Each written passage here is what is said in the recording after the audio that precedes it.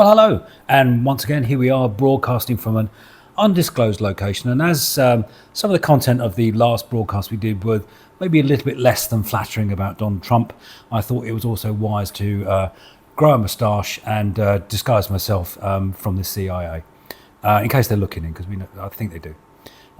Anyway, there's been some more tariff news about Trump in the last 24 hours as the International Court of Trade has ruled that his tariffs are in fact illegal.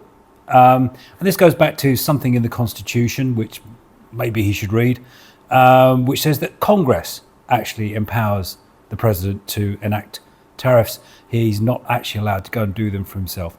Obviously, little details that don't tend to trouble Donald, but there you are.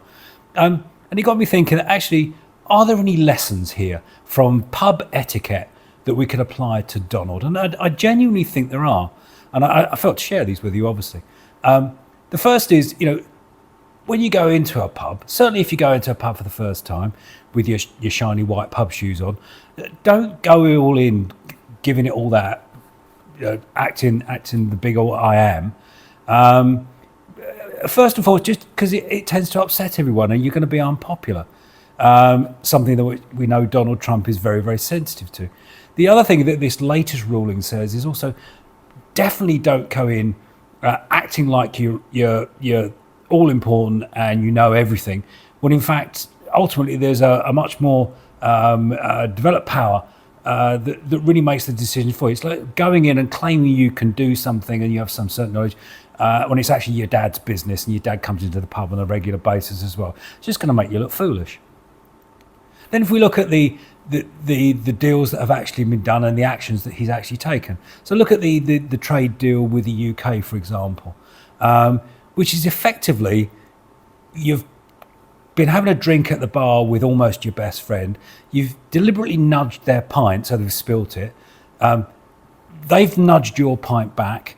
You've then bought each other a pint and then congratulated yourself for what an amazing deal you've done, when in fact nothing's changed. And I'm still a little bit perplexed about that one, but there you are. Probably the most important one for me, though, is Trump's single focus on China. And that's equivalent to picking on someone in the pub that you don't happen to know is a dangerous psychopath. It's unwise at the best of times. Always be nice, try to make the world a better place, one person at a time. But you just mind your P's and Q's, and definitely if you don't know the ground. Because China hold most of the US national debt.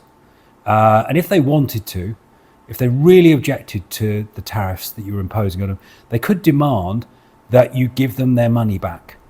And that would actually, first of all, it would lock up bond markets, which are the big financial markets that governments go to borrow money for all their policies. But it would actually also make the United States almost uncreditworthy, to the extent that probably no one would want to lend to them anymore.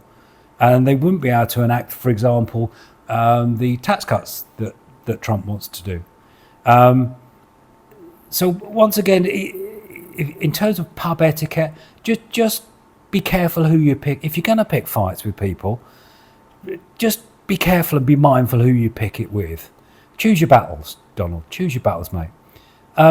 Anyway, so 3 important lessons from pub etiquette. I don't know if he knows about pubs. Maybe he should. And important lessons for us all.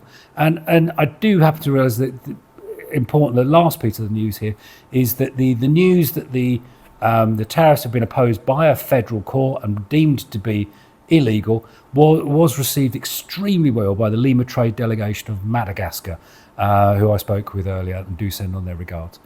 Anyway, more news as it comes in, but I thought that was a really interesting metaphor to apply here.